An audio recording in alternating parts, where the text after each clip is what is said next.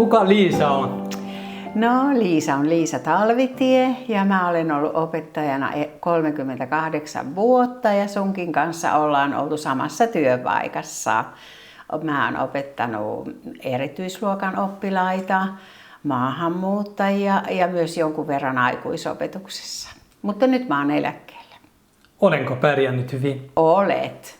Yksi juttu, mitä mä erityisesti kerron monelle ihmiselle viimeksi tänään, että kun mä kysyin sulta, että miten sä oot aina niin iloinen ja ystävällinen kaikille ihmisille.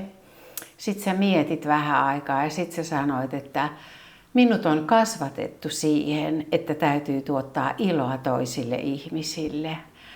Ja se kyllä vaikutti minuun tosi suuresti, että kun meidän yhteiskunta on nykyään aika lailla, että mitä minä haluan. Ja ihan itsekin äitinä ja minä on usein syyllistynyt siihen, että no, kun lapsilta kysyy esimerkiksi, että mitä haluat syödä. No, haluatko lihamakaronilaatikkoa vai haluatko sitä vai vaan haluatko tätä? Et me ollaan menty liian pitkälle tämmöisessä mitä minä haluan kuulostelussa, eikä niin, että miten voisin ilahduttaa tuota toista ihmistä. Et sitä mä oon yrittänyt itse ottaa omaan elämääni sen jälkeen, kun mä tutustuin sinuun. Et se on ollut mulle tosi arvokas ja iso asia. Olet tehnyt maahanmuuttajien kanssa töitä. Miten maahanmuuttajat pärjäävät Suomessa? Aika paljon kuulee ja näkee ainakin julkisuudessa negatiivisia tarinoita ja yleistyksiä ja aika voimakasta vastakkainasettelua. Mutta kyllä mä henkilökohtaisesti olen tutustunut useampiin maahanmuuttajiin, jotka on mun mielestä aikamoisia menestystarinoita ja hyviä esimerkkejä muille. Ja toivoisin, että näitä tarinoita nostettaisiin enemmän esille. Kieli on avainasemassa. Kyllä. Mitä vinkkejä antaisit maahanmuuttajille? Mä annan sun vinkin. Mä muistan, kun sä tulit töihin, tai kun me tavattiin työpaikalla ensimmäisen kerran. Mä kysyin, että miten sä voit osata suomea näin hyvin, kun sä oot asunut vasta, en muista montako vuotta, mutta vähän aikaa Suomessa. Ja sä kerroit, että kun sä meet kauppaan, niin sulla on kännykkäkamera, saatat kaikesta kuvan näin, mitä sä et tiedä. Ja sitten se seuraavana päivänä kysyt kaikilta sun työkavereilta, että mikä tämä on, siis suomenkielisiltä työkavereilta. Ja sitten kirjoitat sen ylös ja sitten yrität opetella sitä. Ja se oli mun mielestä tosi hyvä konsti. Käytännön kautta. Kyllä. Et mä itsekin olen opettanut aikuisia maahanmuuttajia ja se oli aika vaikeaa työtä sitä varten tai hankalaa työtä, kun osa oli esimerkiksi suurlähetystöissä töissä ja heillä oli jo hyvä kielitaito ja toiset tuli suoraan tuommoisilta leireiltä ja heillä oli ihan erilainen koulupohja, mitä sitten taas toisilla. Ja sitten opettajanakin oli vaikea, että miten mä niin kun opetan, kun toiset ei osaa vielä aakkosia ja toiset tarvis ihan semmoista täsmäkoulutusta. Mutta siitä on nyt pitkä aika, kun mä oon opettanut näitä maahanmuuttaja-aikuisia, varmaan noin 20 vuotta. Ja mitä mä oon kuullut, niin koulutus on mennyt sillä tavalla parempaan suuntaan, että on aina niin kuin sen työpaikan vaatimaa sanastoa, mitä opetetaan. Tai ainakin toivoisin, että se on tällä tavalla käytännönläheisesti ja mielekästä, että maahanmuuttajakin motivoituu oppimaan sen kielen. Onko suomen kieli todella vaikea? On se. Kyllä kaikki sanoo, että se on vaikea kieli. Kansalaisuuskoe on tulossa. Opettajana, entisenä opettajana, mitä sinä kysyisit kansalaisuuskokeessa? No varmaan kysyisin tietenkin, jos sitä voisi yksilöllisesti kysyä nimenomaan, että minkälaiselle alalle sinä aiot mennä ja sitten riippuen haluaako mennä rakennusalalle vai opettajaksi sairaalaan, niin tälle alueelle liittyviä kysymyksiä, mutta tietenkin myös Suomen kulttuurista, historiasta, perusasioita. Ja sitten tämmöisiä käytännön asioita, että miten sinä oletat pärjääväsi Suomessa.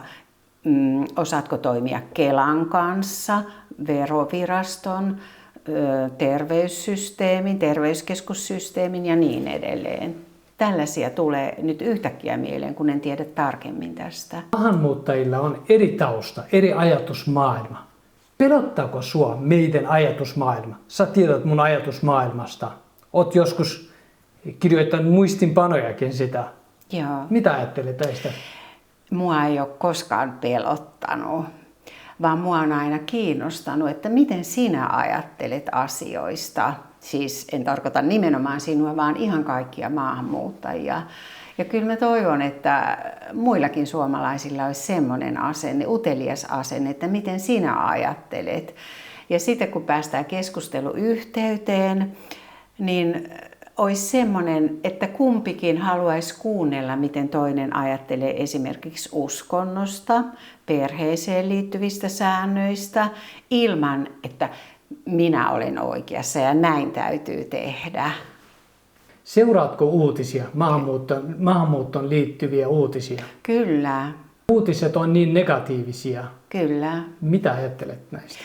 Kyllä mä oon tosi usein surullinen, kun mä tunnen monia, esimerkiksi sinä olet hyvä esimerkki, haluat olla maassa maan tavalla, integroitua tähän maahan ja olla myös esimerkkinä muille maahanmuuttajille, plus se, että eihän Suomen yhteiskunta toimisi ilman maahanmuuttajien työpanosta. Että kyllä mä ainakin olen tosi surullinen, kun yleistetään jotain ryhmää. Esimerkiksi usein nyt kuulee somaleista puhuttavan näin. Ja itselläni oli juuri pari viikkoa sitten hätkähdyttävä kokemus Jorvin sairaalassa. Tutustuin somalialaiseen naiseen Minaan, joka oli aivan huippuhoitaja, kun läheiseni oli siellä syöpähoidossa. Ja erityisesti menin lähettämään hänelle erityiskiitoksia. Ja sitten sattumalta törmäsin vielä hänen esimieheensä, joka oli minun tuttu, ja hän tiesi tämän somalialaistaustaisen naisen ja kehui, että joo, että tämä on oikein minun luottohoitajani täällä sairaalassa. Että enemmän tällaisia tarinoita pitäisi nostaa esille. Tämän ohjelman tarkoituskin on tuoda näitä hyvin pärjääviä maahanmuuttajia kameran eteen. Aivan. Esimerkiksi tämä Mina olisi sellainen, ketä kannattaisi haastatella. Jäi hänestä vaan mieleen, kun me siinä juteltiin paljon kaikenlaista. Oltiin monta tuntia yhdessä, kun mäkin olin aika myöhälle yöhön 3 asti siellä sairaalassa näinä parina yönä, kun hänkin oli. Ja hän sitten vain jossain yhteydessä sanoi, että hän ei olekaan mitään valittajatyyppiä. Ja sen hänestä näki, että hän oli aina jotenkin hyvin semmoinen. Mitä neuvoja antaisit supisuomalaisille kaverille, jolla on ennakkoluulot maahanmuuttajia vastaan? Ihan kysyä, mitä sinä ajattelet mistäkin asiasta, eikä niin kuin heti lyödä leimaa, että olet vaikka muslimi, niin sinä ajattelet näin, vaan kysy, että mitä muslimit ajattelee ja kertoa niin kuin omasta taustasta, että olen kristitty tai vapaakirkkolainen tai mitä nyt oletkin. Ja sitten kysyä tältä toiselta, joka on muslimi, Jehovan todistaja tai mitä, että miten sinä ajattelet esimerkiksi kuoleman jälkeisestä elämästä ja onko sinulla jotain sääntöjä niin kuin tämän elämän elämiseen ja sitten kysyisin myös häneltä, että missä hän on kokenut tulleensa väärin kohdelluksi ja ymmärretyksi esimerkiksi uskontoon liittyen tai perheen tapoihin liittyen, kun on paljon tätä keskustelua esimerkiksi hunnuista ja uimahalliasusteista ja muista. Aikaisemmin oli lintukoto-käsite. Joo. Onko Suomi edelleen lintukoto, joka on kaukana kaikesta? Ei mun mielestä. Kyllä mun mielestä tämä on muuttunut. Esimerkiksi kaikki keskustelukulttuuri ja mun mielestä ihan myös suomalaisten kesken. Kun mä kuuntelen jotain poliitikkojen keskustelua, niin tuntuu, että siellä vaan niin kuin huudetaan toisen puheen päälle, ei kuunnella mitä toinen sanoo ja tosi semmoisia ikäviä ja ilkeitä kuittailuja. Kyllä mä oon parille poliitikolle ihan lähettänyt viestiä, että tuntuu tosi pahalta, kun mäkin koulussa yritin 38 vuotta opettaa oppilaille, että puhu kauniisti ja puhukaa vuorotellen. Että meillä oli esimerkiksi sellainen systeemi, kun oli joku riidan selvittäminen lasten kanssa, missä oli vaikka 3 osapuolta. Ja kun siinä nyt tietysti luonnollisesti kaikki lapset huutaa yhteen ääneen sitä omaa asiaansa. Ja sitten semmoinen, joka on vähän esimerkiksi semmoinen, että ei oikein saa puhutuksi, arka tai on vaikeuksia puheen tuottamisessa, niin hänhän jää ihan sinne alakynteen ja muut huutaa. Niin mulla oli semmoinen systeemi, että oli pallo ja aina se, jolla oli puheenvuoro, sillä oli pallo. Ja sitten muille mä annoin semmoiset huulten kuvat, kun ne ei muistanut kaikki, että suu kiinni. Suu kiinni niin kauan kuin jollain on pallo. Ja sitten kun hän on antanut pallon mulle tai jollekin teistä, sitten on sun puheenvuoro. Ja sitten piti kaikkien kuunnella jokaisen näkemys siitä, mitä on tapahtunut. Ja sitten oli tauko. Ja jokaisen piti yrittää miettiä, mitä toinen on sanonut, miten toinen näki sen tilanteen. Ja sitten tehtiin siitä joku johtopäätös.